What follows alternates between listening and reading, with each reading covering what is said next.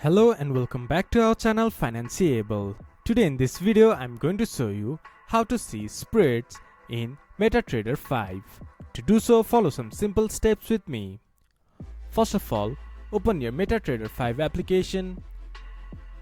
Then this type of interface will appear in your screen once you have logged into your account. From here you can see Market Watch. Right click on this.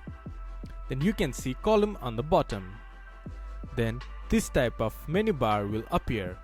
From here, click to Spread. Then a spread column will be added. From here you can view spread in numbers. This is how you can check or see spread of your instrument in MetaTrader 5. This much for today's video. If you guys find our video helpful, please leave a like and comment. And do not forget to subscribe our channel and hit the bell icon. I'll see you guys again in our next video. Thank you for watching.